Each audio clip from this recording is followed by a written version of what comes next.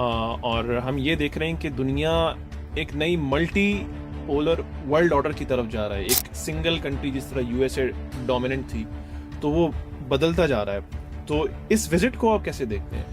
ये बहुत ही शानदार विजिट है जनाब। इस वक्त खास तौर पर ऐसे टाइम में हो रहा है कि जब ट्रम्प जो है वो अहमद यहाँ से शिकस्त खाकर चला गया है और पुतिन यहाँ पर आया है एक फातेह की तरह। और चाइना ने आप देखें कितना गर्मजोशी के साथ पुतिन का इस्तकबाल। और ट्रम्प के मामले में भी आपने देखा कि क्या सूरत हाल थी, ठीक है। और अब आप देख रहे हैं कि पुतिन के मामले में भी सूरत हाल, उनका जो बॉडी लैंग्वेज है, जो तरीका है, वो काफ़ी तब्दील है। इसलिए भी तब्दील है कि पुतिन के साथ वो 41 मुआहिदों पर साइन कर रहे हैं। ट्रम्प के साथ तो उन्होंने 4 मुआहिदों पे भी साइन नहीं किया। तो ये तो अगर गासिब सेहूनी गैंग ये समझती है कि वो गज़ा का मुहासरा करके रखेगी और गज़ा को महसूर करके उन्हें भूख प्यास और मुहासरे में मार देगी, तो ये नहीं हो सकता। मैं बुनियादी तौर पे जो बताना चाहता हूँ वो ये है कि ये सारी एफर्ट्स जो 2008 से लेकर अब तक की जा रही हैं, 26 आ गए। जनाब अब्दुल सत्तार ईदी साहब, उनके पोते हैं, फैसल ईदी के बेटे हैं साद ईदी, वो इस वक्त गासिब सेहूनी गैंग की हिरासत में है। सेहूनिज्म है, इस्तेमारियत है। इस्तेमारियत क्या है कि आप दूसरों के माशी, सियासी और अस्करी वसाइल पर कब्जा करते हैं, उन पर जारियत करते हैं, दहशतगर्दी करते हैं और अपने आप को ज़्यादा कहते हैं कि बस जो हम कर रहे हैं वो ठीक। बिस्मिल्लाहिर्रहमानिर्रहीम, अस्सलाम वालेकुम। द क्रिश्चियन पर्सपेक्टिव में आप देख रहे हैं वर्ल्ड वायर। नाजरीन, एक बार फिर गाजिब इजराइल ने ग्लोबल समिट फ्लोटेला को एक बार फिर इंटरसेप्ट किया है और इस कंटीजेंट में अब्दुल सत्तार ईदी के पोते और फैसल ईदी के बेटे साद ईदी को यरगमाल बनाया है और उनको इजराइल पहुंचा के इस वक्त बदतरीन तशद्दुद किया जा रहा है बाकी दीगर और भी फ्लोटिला के वॉलंटियर्स के साथ। इस वक्त करंट सिचुएशन क्या है? और रशिया के प्रीमियर व्लादिमीर पुतिन ने भी चाइना का इस वक्त दौरा कर रहे हैं। इस वक्त क्या उभरती सूरत हाल है, जानने के लिए हमारे साथ स्टूडियो पे मौजूद हैं फ़लस्तीन फाउंडेशन के जनरल सेक्रेटरी और middle east expert doctor Sabir Abu Maryam साहब। अस्सलाम वालेकुम डॉक्टर साहब। वालेकुम अस्सलाम। डॉक्टर साहब, वही जो रोज़ होता है, इजराइल जो अपने जुल्म की इंतहा कर रहा है और फिर से उसने फ्लोटिला को इंटरसेप्ट कर लिया, जो आए रोज़ हम देखते हैं कि इसमें शिद्दत इख्तियार कर दिया। तो इस हवाले से फैसल ईदी के बेटे भी उसमें शामिल हैं उसमें, तो अभी इस सिचुएशन को कैसे देख रहे हैं आप? बिस्मिल्लाहिर्रहमानिर्रहीम। देखिए, जो आपने जो हवाला दिया है ग्लोबल स्मूथ फ्लोटिला का, तो मैं थोड़ा सा चाहता हूँ कि इसकी हल्की सी हिस्ट्री भी लोगों तक पहुँचा दी जाए कि 2007 में ये जो गासिब सेहूनी गैंग है, ये जो सेहूनी गैंग का एक टोला है जिसे इसराइल कहा जाता है, इन्होंने गज़ा की पट्टी पर मुहासरा किया और इसे महसूर कर दिया। समंदर से भी रास्ता बंद कर दिया, ज़मीन से भी रास्ता बंद, कि अब गज़ा के जो 20 लाख लोग हैं, उस ज़माने में 18 लाख थी इनकी तादाद, 1.7 मिलियन थे। तो वो जो लोग थे, कहा कि भाई ये भूख प्यास से ये मर जाएं, इन तक कोई ये मदद ना आए। तो ये कोई पहली एफर्ट नहीं है। 2008 में फ्रीडम फ्लोटेला गया था। फ्रीडम फ्लोटेला के ऊपर भी गासिब सेहूनी गैंग ने वहाँ पे हमला किया था और 9 जो रज़ाकार थे वो वहाँ पे शहीद हुए थे खुले पानियों के अंदर। फिर 2011 में एक एशियाई कारवान गया था, ज़मीनी कारवान था, जो मुख्तलिफ मुल्कों से चलता हुआ एशियाई कारवान टू गज़ा, इसमें पाकिस्तान से भी थे, फ़लस्तीन फाउंडेशन के भी लोग थे और भी बहुत सारे अहबाब थे जो ये गज़ा गए थे 2011 में, और ये इमदाद लेकर ज़मीनी रास्ते से मिस्र रफ़ा क्रॉसिंग और ये पहुंचे थे। फिर 2012 में एक कोशिश हुई जिसे कहा गया ग्लोबल मार्च टू यरूशलेम। ग्लोबल मार्च टू यरूशलेम भी ज़मीनी कारवां था, यूरोप का, अफ्रीका का, ऑस्ट्रेलिया का, अमेरिका का, एशिया का।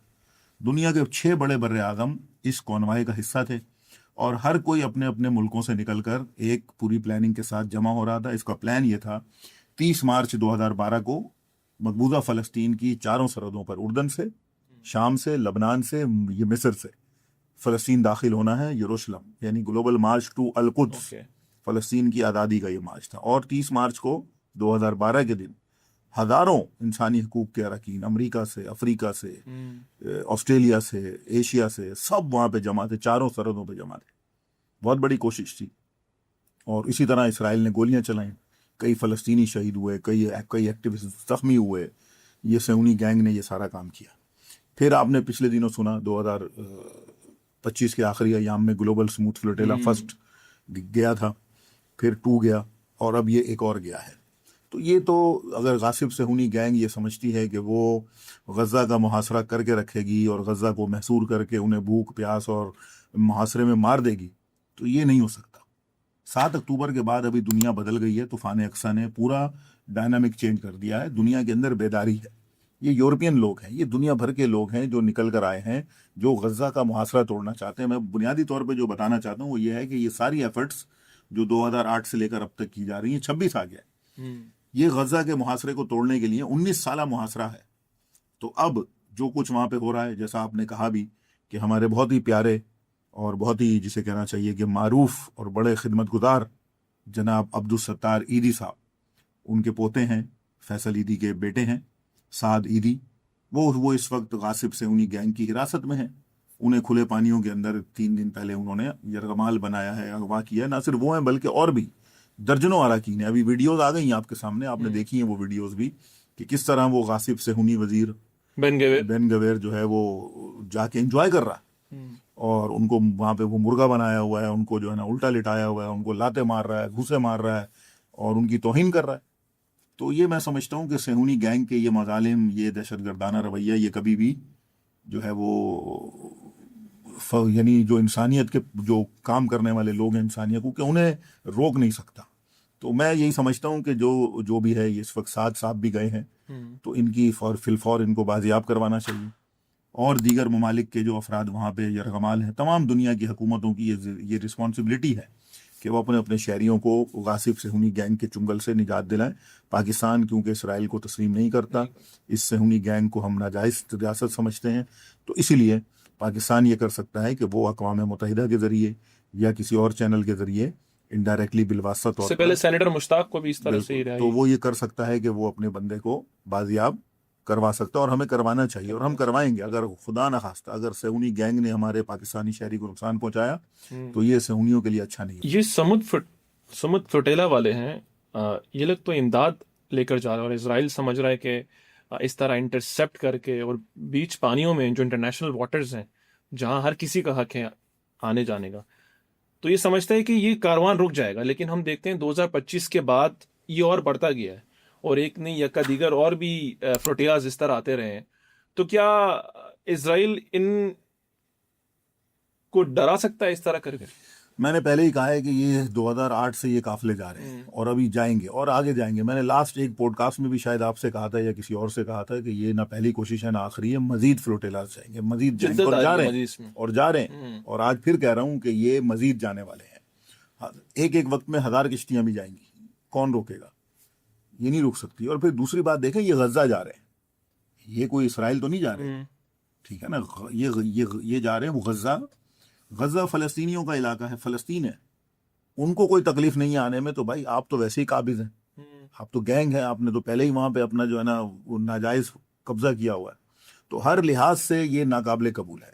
कोई इसका कानूनी जवाब नहीं है, सियासी जवाब नहीं है, कोई मिलिट्री जवाब नहीं है कि इमदादी कारवान के ऊपर हमला करना, उनके लोगों को जो है वो यरगमाल बना लेना, अगवा कर लेना, ये यानी इसको हम जारियत कहते हैं। इसी फ्लोटिला के जो इंटरसेप्ट किया है, ऐसा मैं जो उनके ट्रैकर में देख रहा था तो एथेंस ग्रीस के पास वहां तक जाके इसराइल ने इंटरसेप्ट किया। मतलब वो खुले पानियों में इतनी दरंदगी फैला रहे थे वहां। एथेंस तो है वो यूनान, तो इस वक्त जो है वो इनका है, वो तो इसराइल बना हुआ है।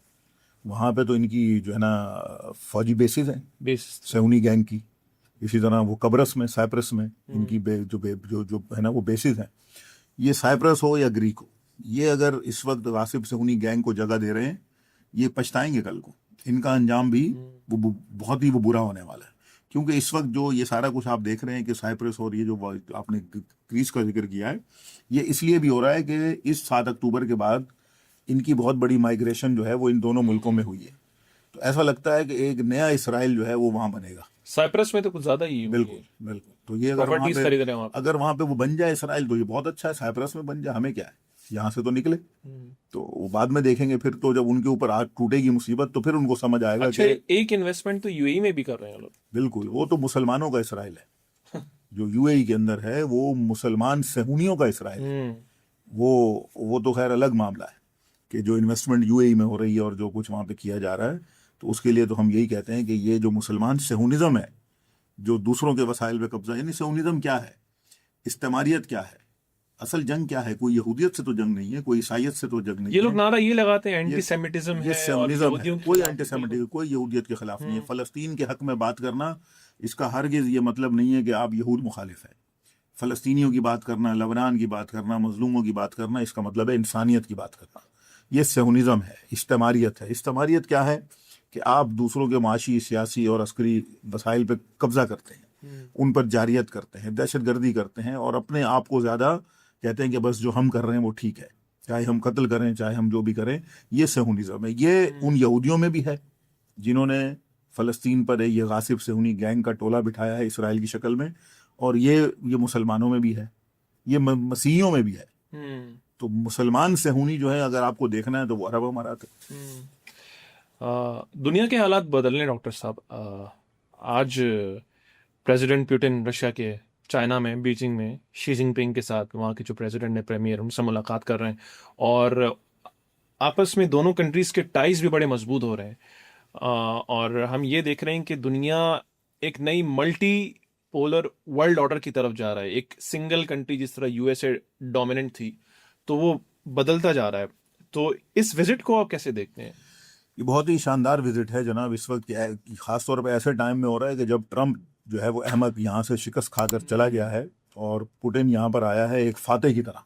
और चाइना ने आप देखें कितना गर्मजोशी के साथ पुतिन का एक इस्तकबाल जोश ही किया अलग है। दिख रहा था उसमें, बिल्कुल। जो और वेलकम जो किया। ट्रम्प के मामले में भी आपने देखा कि क्या सूरत हाल थी, ठीक है। और अब आप देख रहे हैं कि पुतिन के मामले में भी सूरत हाल, उनका जो बॉडी लैंग्वेज है, जो तरीका है, वो काफ़ी तब्दील है।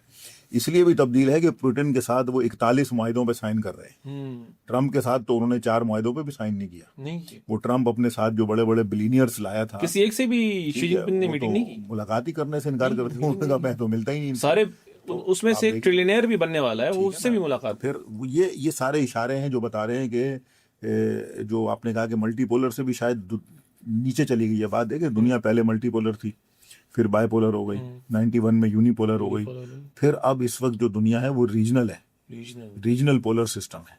छोटे छोटे रीजन है, मुमकिन है 3 ममालिक का रीजन, एक रीजन के 3 ममालिक मिलकर एक ब्लॉक बना यानी लें। आप इशारा कर रहे हैं मुमकिन है कि कि ईरान भी एक सुपर पावर जाहिर है, यानी जाहिर हो सकता है। एक ही रीजन में 4 ब्लॉक भी हो सकते हैं, लेकिन आपस में हम आंग हो सकते हैं।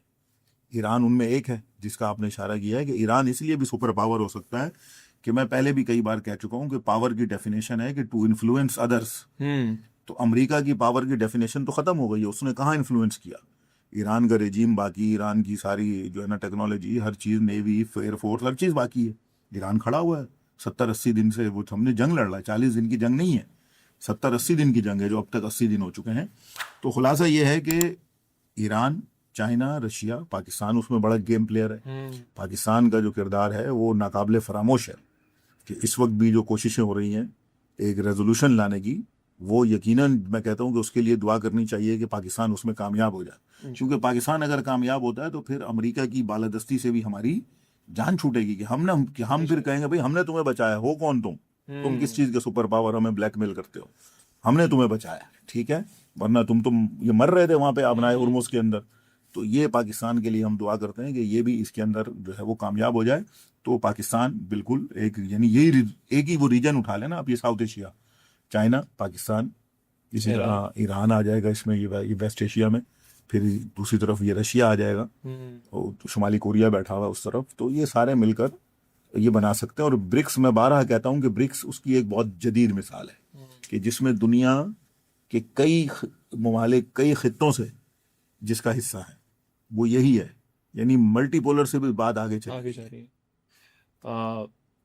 इस विजिट से एक हफ्ते पहले यूएस प्रेसिडेंट ट्रम्प ने विजिट किया था चाइना, तो वो चीज ही देखने में लग रही थी जैसे कोई मायूसी उनके चेहरे पे, ट्रम्प और की बॉडी लैंग्वेज ही ढीली हो गई थी जब वो बिगी बना वापसी जा रहे थे तो ही sound like a defeated man. बिल्कुल ऐसे। तो क्या वो अज़म लेके आए थे, और क्या उनके मुआहदे जो करना चाह रहे थे जो नहीं हुए, और हासिल किया हुआ ट्रम्प को? देखिए, ना सिर्फ जब वो जा रहे थे भीगी बिल्ली बने हुए थे, जब आए थे उस वक्त भी आप देखें कि उनको पूरा समझा के भेजा था कि भाई ये ड्रामेबाजी चीन में नहीं करनी है, जो तुम होची हरकतें करते हो, हाथ पकड़ नाचने के लग जाता है। नाचने लग जाते हो और तुम हाथ भी जो है ना झंझोड़ने लग अच्छा, जाते उनका हो हाथ लोगों खींचने की पे। कोशिश की थी ठीक है, शी तो जिनपिंग की। ये सारी जो ड्रामे हैं उसको समझा दिया गया था चाइना वाज वेल प्रिपेयर्ड। बिल्कुल नहीं, उनकी अमेरिका की टीम ने उनको बता दिया होगा भाई चाइना ये जो है ना आपको टॉलरेट नहीं करेगा ये सारी ड्रामेबाजी।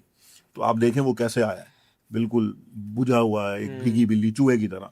तो ट्रंप का ये आना चीन और उसका ये सुस्त बॉडी लैंग्वेज, इसका क्रेडिट भी ईरान को जाता है। जाता है। इसलिए जाता है कि अगर ईरान ने 40 दिन की जंग में इस Expose। ट्रंप को जिल्लत ना दी होती, इसको जलील ना किया होता, इसको शिकस्त ना दी होती, तो ये ट्रंप तो यहाँ आके छिछोरबाजी करता, शायद ये चीन आता ही ना। तो अब जब ये चीन आया था, जो अगली आपकी बात है, चीन आने का एक मकसद ये भी था कि ये चाहता था कि ईरान के ऊपर ताकत के इस्तेमाल के लिए थोड़ा चीन को भी अपने साथ करे कि भाई मैं करूंगा, तुम खामोश रहो। तो चीन ने तो जो चीनी सदर का बयान है वो क्या है, उसने कहा ताकत के इस्तेमाल को बर्दाश्त नहीं किया जाएगा। नहीं है। उन्होंने कैटेगोरिकली कहा ट्रंप से कि आप जाएं, वो ईरान से बात करें और बातचीत से मसला हल करें, अगर आपने हुर्मुज़ खोलना है। तो ये एक बड़ा वाज़ेह इशारा था कि चीन ने कहा है कि भाई हम ताकत के इस्तेमाल के ऊपर खामोश नहीं बैठेंगे। अभी भी रूस और चीन जो मिल रहे हैं, ऐसा लगता है कि ये दोनों शायद इसलिए मिल रहे हैं कि अब ये सोचते होंगे कि यार हम थोड़ा ईरान को दबा के रखें मजीद, कि ये ट्रंप को और खींचे, ट्रंप को और ये रगड़ा लगाए, जैसे सादा लफ्जों में होता है ना। तो ये अभी वो रगड़ा लगाने के लिए दोनों मिल रहे हैं। रशिया ने वन चाइना पॉलिसी का जिक्र किया, मतलब ताइवान बिल्कुल, को एक चाइना का हिस्सा ही वो मैं समझ यहाँ रहे हैं। आपको रोक कर बताऊं, ये ताइवान के ऊपर अमेरिकी सदर ने कोई लफ्ज अदा नहीं किया, नहीं किया। खामोश रहा। ये बड़ी जिल्लत है। अच्छा, वो कुछ मुतालबात और बातें मनवाने के लिए वो आया था, लेकिन ऐसा नहीं लगता कि शी जिनपिंग ने उल्टा उससे ताइवान के मामले में मनवा लिया? और बिल्कुल। वो एयरफोर्स वन में अब्रॉड जब जा रहे थे तो ये उन्होंने कहा कि ताइवान तो हमसे 9,500 किलोमीटर दूर है और हम उसकी तो मदद भी नहीं कर सकते। बिल्कुल ऐसा ही है। ट्रंप इस वक्त बिल्कुल बैकफुट पर है। शिकस्त, जिल्लत उसकी समझ लें कि जैसे गले का हार बना के उसको पहना दिया गया है ईरान की तरफ से, वो नहीं उतरने वाला। तो चीन ने जो चीन के अंदर ये दौरा था उसमें यानी साफ लफ्जों में कहा जाए तो ट्रंप फेल हो गया। उसकी सारी डिप्लोमेसी, उसका सारा विजिट, आना जाना, एक तो समझे आना जाना रहा और टाइम वेस्ट हुआ। अमेरिका को कुछ हासिल नहीं। वो देखें कोई काबिल जिक्र मुआहिदा भी तो नहीं हुआ ना। नहीं, चलो एक आध कोई टेक्नोलॉजी का हो जाता है, कोई हमें और सिर्फ जहाजों की कोई खरीदो फरोख्त का मुआहिदा 200 हुआ है। बोइंग जेट्स की बस, उनकी हुई है, जो रॉयटर्स ने भी कंफर्म किया है। वो तो कहीं से भी खरीद सकता है चाइना, या वो कोई मसला नहीं था। लेकिन असल कोई बड़ा मुआहिदा नहीं हुआ। लेकिन अब जो मुआहिदे हो रहे हैं जो रूस के साथ, वो 41 एक दिन में 41 हो गए मुआहिदे। 41 मुआहिदे, 41 मुआहिदों के अंदर टेक्नोलॉजी के हैं, साइबर के हैं, इंटेलिजेंस के हैं, मिलिट्री के हैं और कई सारे हैं, ये जहाजों के हैं, बहुत सारी चीजें हैं। अच्छा, इसमें मीटिंग्स भी कुछ इस तरह से हुई है कि शी जिनपिंग उनके फॉरेन मिनिस्टर से मिल रहे हैं, इंडस्ट्रियलिस्ट से मिल रहे हैं। तो ये वैसे होना यूएसए के लिए इस वजह से आया था, लेकिन यहाँ कुछ यहाँ बिल्कुल ये सारे ये बॉडी लैंग्वेज बताती है सफारतकारों की और जो आला हुक्काम होते हैं कि वो क्या कह रहे हैं। वो बॉडी लैंग्वेज, उनकी मुस्कुराहट, उनका इशारा करना, हाथ मिलाना, बैठना उठना खुद ही बता देता है कि वो क्या चाहते हैं। तो अब अगर इस लेवल के वो रशिया के साथ उनकी डीलिंग्स हो रही हैं, बातचीत हो रही है, तो ये समझ लें कि रशिया और चाइना की अमेरिका के ऊपर ये बर्तरी की ये वाज़ेह मिसाल है। कल एक रिपोर्ट आई है कि ट्रंप और नेतन्याहू की तफसीलन गुफ्तगू हुई है और बड़े ही कोई ड्रामेटिक किस्म की गुफ्तगू थी, जो बताते हैं जरा है। और नेतन्याहू ने यही उसको फोर्स किया कि ईरान पे स्ट्राइक किया जाए, और उसने 1-2 दिन पहले ये भी कहा कि मैं स्ट्राइक्स मौखर कर रहा हूँ यूएई, सऊदी अरब और कतर, इनकी वजह से। तो अभी इन दोनों के बीच में क्या मामला चल रहा है? पहली बात तो यह है, जो ट्रंप ने कहा वो तो उसने कांधा इस्तेमाल करने की कोशिश की। 4 मरतबा पहले वो पाकिस्तान का कांधा इस्तेमाल कर चुका था, जो हमले मौखर किए उसने। 5वीं दफ़ा उसने ये सारे अरबों का लिया, और वो अरब बेचारे इतने मासूम हैं, उनको पता ही नहीं है कि हमने कहा है कि ट्रंप ये हमला ना करो। वो परेशान है, कह रहे हैं कि हमने कब कहा है। यानी वो अरब ममालिक परेशान है जिनका ट्रंप नाम ले रहा है। अभी आप देखें तो उनकी तरफ से ये बातें, वो कह रहे हैं हमने कब कहा है कि ये ना करो, हमारे ऊपर क्यों ये ब्लेम डाल रहे हो। यानी वो परेशान हो गए इस बात से। अच्छा, इनकी मजलूमियत का एक और मैं किस्सा बताऊं, अगर आप उस पर भी आप इसी पे ऐड करें, कि नेतन्याहू के ऑफिस ने ट्वीट की कि इजरायली वजीर आजम और जो आर्मी चीफ थे वो यूएई गए। यूएई भाग रहा है, कह रहा नहीं यार, तरदीद कर दी। तो ये खौफ है, इतने डरे हुए हैं, डरे हुए हैं, सहमे हुए हैं इनकी अपनी गलत पॉलिसियों की वजह से। अब ट्रंप इनका कांधा इस्तेमाल कर रहा है, ये कह रहे हैं भाई हमारा कांधा इस्तेमाल क्यों कर रहा है, ये फंस गए। तो ये एक बात है। दूसरी बात ये कि देखें, ये जो कहा जा रहा है बार बार, ये बहुत ये क्लियर होना जरूरी है। ये जो ट्रम्प बार बार कहता है कि मैं ये हमला कर दूंगा, मैं ये करने वाला हूं, मैं वो करने वाला हूं, और फिर मैं इसका सहारा ले लेता हूं कि इसने मना कर दिया, ये सब ड्रामा है। अगर वाकई उनकी ताकत होती कि वो कुछ कर सकते तो 40 दिन की जंग में वो सब कुछ कर लेते।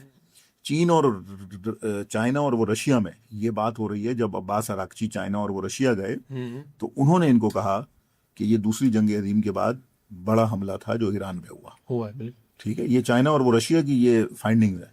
तो अगर यानी अगर मेरा कहना यह है कि अगर अमेरिका की इतनी ताकत होती कि जो वो बकवास अभी करता है कि हम ये कर देंगे, ये कर देंगे, ये कर देंगे, तो वो पहले ही कर देता। अगर उसकी ताकत ही नहीं है ना, अगर होती तो कर चुका होता। अच्छा, सुबह रोज उठो तो एक नई धमकी आती नहीं है धमकी, ईरान को। वो बस ड्रामा है, धमकी देता है, फिर वो किसी का कांधा इस्तेमाल करके वापस हो जाता है। अब वो कह रहा है 2 हफ्ते में डील हो जाएगी।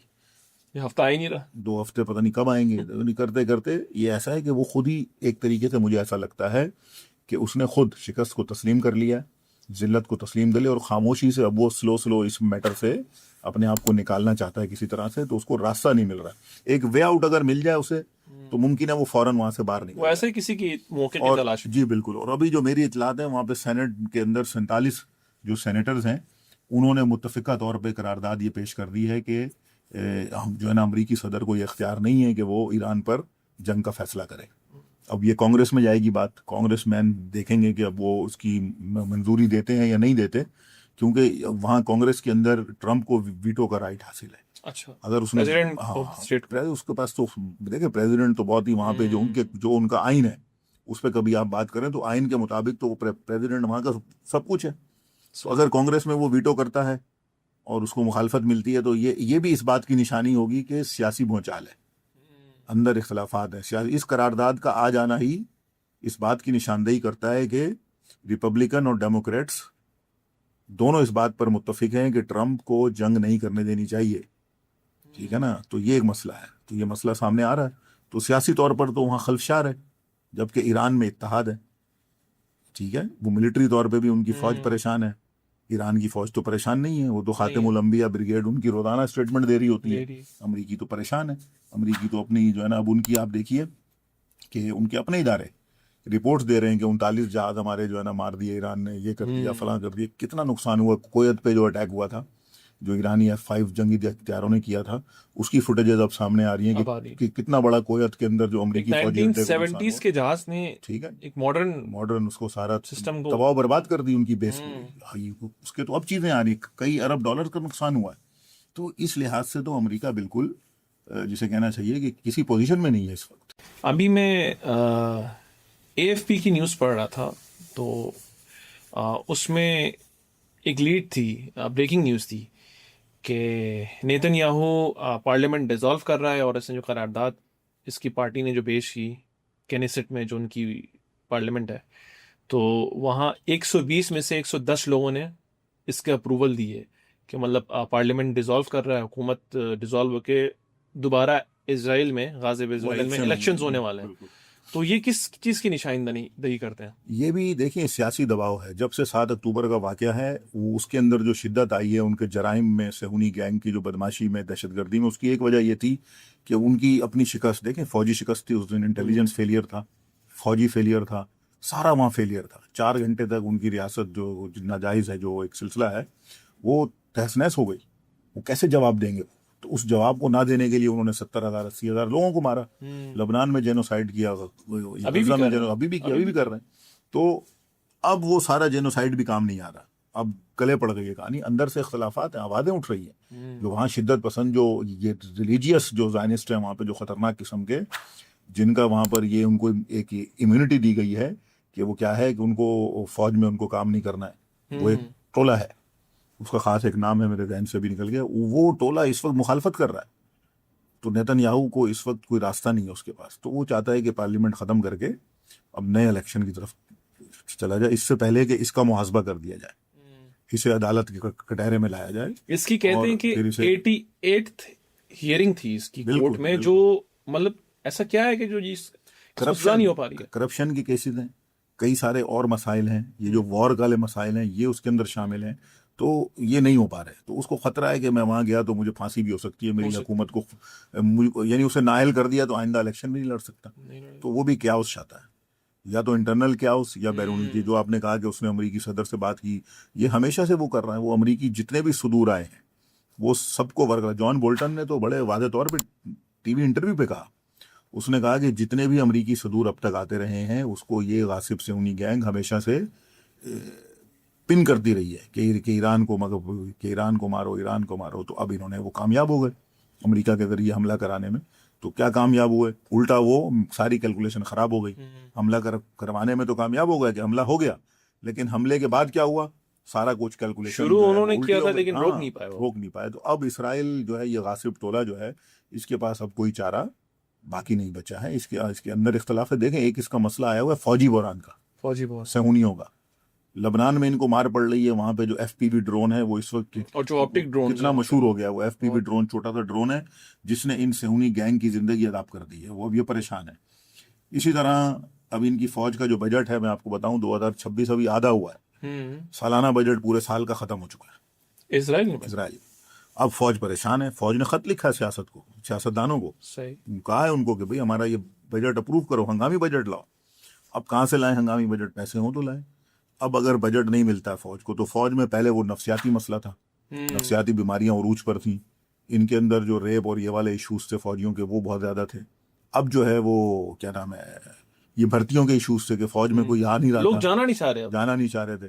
चौथा इशू आ गया कि अब ये माली बहरान है। अब ये क्या होगा, अब इनको ये गजा से भी पेशकदमी पीछे करनी पड़ेगी, लबनान से भी इनकी फौजें माइनस होंगी। ऐसा नहीं है कि कैसे जंग लड़ेंगे। मुमकिन है इनकी तनख्वाहों के अंदर भी जो है ना, वो आगे चल के जो है ना, ये मसाइल पैदा हो जाएं। जब ये फौजी बजट ही कम हो जाएगा तो फौजें कैसे लड़ेंगी। तो इस वक्त ये बहरान है। तो इसराइल के जो नेतन्याहू है, ये जानता है कि जब तक मैं दूसरों को बहरान में रखूंगा, मेरा बहरान जो है वो दबा रहेगा। तो अपने बहरान को या अपनी मुसीबत को दबाने के लिए वो पूरी दुनिया को आग लगाना चाहता है। ये इसी तरह है कि जैसे ट्रंप इस वक्त पूरी दुनिया को पागल कह रहा है और पूरी दुनिया समझती है कि ट्रंप पागल है। तो हकीकत में तो ट्रंप ही अहमक है, ये तो अमरीकी अवाम भी कहते हैं। अब वो दूसरों को कहता है भाई आप लोग, जब कोई पागल होता है वो दूसरों को ही पागल कहना शुरू करते हैं। वो पूरी दुनिया को पागल सवाल पूछता है तो उसको कहता है फेक न्यूज़, तुम्हारा चैनल ऐसा है तुम्हारा। यानी क्योंकि वो खुद पागल हो चुका है, वो दूसरों को कहता है कि तुम सब पागल। सब कैसे पागल हो सकते हैं, कोई एक तो हो सकता है, सब तो नहीं हो सकते ना। अब ये सबको कहता है कि आप सब पागल हैं। तो यहीं से वाजे होता है कि ये अहमक, ये ज़हनी तवाज़ुन से भी फारिग हो चुका है। और ये अमरीकी अवाम पर जो है ना, बस खुदा का कोई अजाब है। मैं तो दुआ करता हूँ कि अमरीकी अवाम के लिए भी कि या अल्लाह इस अमरीकी अवाम से इस ट्रम्प जैसा बदबख्त अदाब जो है वो हटा ले, कि कम से कम ये अमरीकी अवाम जो फ़लस्तीन के लिए सड़कों पे निकलते हैं, लबनान के लिए निकलते हैं, इन पर इस जैसा हो जो हाकिम है वो नहीं होना चाहिए। इस अजाब के अलावा यूएस में एक और अजाब है जिसके बारे में पहले भी बात कर चुके हैं, वो एपेक के बारे में।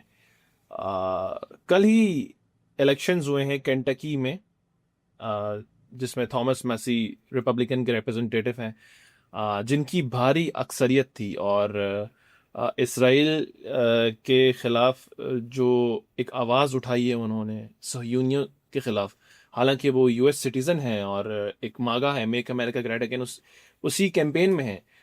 तो उनकी इतनी ज़्यादा उनकी मकबूलियत के बावजूद वो एक प्रो इजरायली सेनेटर के साथ इलेक्शन लड़ते हैं और वो केंटकी में हार जाते हैं इन द एंड टाइम्स। तो इसमें जब पता चला कि एपेक इसमें इन्वॉल्व थी, कोई $34 मिलियन अब तक का ऑल टाइम हाई एपेक ने जो इन्वेस्टमेंट की है किसी एक के रिप्रेजेंटेटिव में, वो ये ऑल टाइम हाई इन्वेस्टमेंट की है जस्ट बिकॉज के अगले बंदे की वो ज़्यादा थी, मकबूलियत ज़्यादा थी। तो ये मतलब ये जो गासिब जो रियासत है, ये तो अमेरिका में भी गासिब है।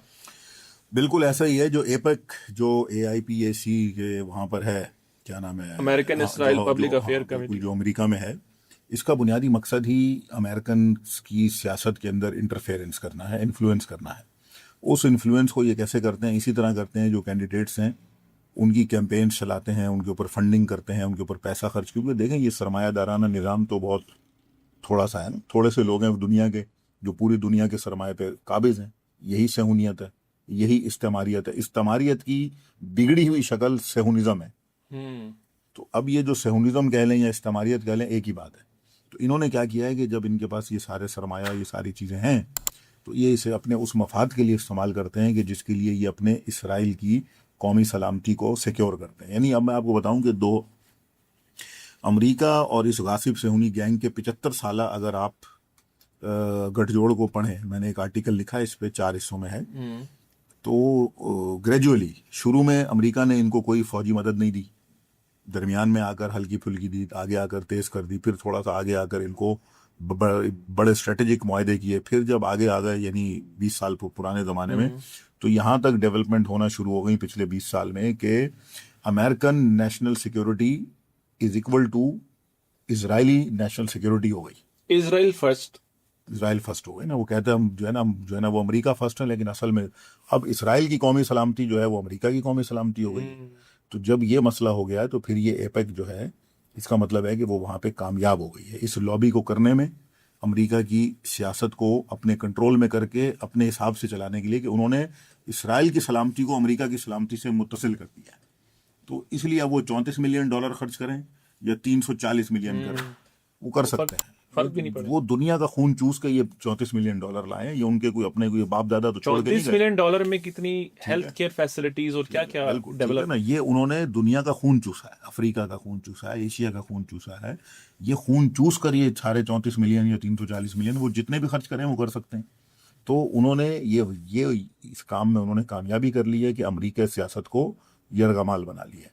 अब इसका तोड़ क्या हो सकता है, ये अमेरिकी आवाम कर सकते हैं कि अमेरिकी आवाम जो है वो बेदार हैं, वो खड़े हो जाएं, हो रहे हैं। वो एपक के खिलाफ है, वो जो है ना वो वहां पे एहतजाज करें आपको और सियासत को आज़ाद करवाएं अपनी। इससे लगता नहीं है कि उनके पैर लड़खड़ा गए हैं, क्योंकि बिल्कुल एक कैंडिडेट पे इतने उनको बिल्कुल $1 बिलियन खर्च करना पड़ उनकी गया। कमजोरी है। ये उनकी कमजोरी है कि वो एक कैंडिडेट को जितवाने के लिए 50-50, 40-40 मिलियन, $34 मिलियन खर्च कर रहे हैं। तो ये उनकी खुद बौखलाहट का भी है।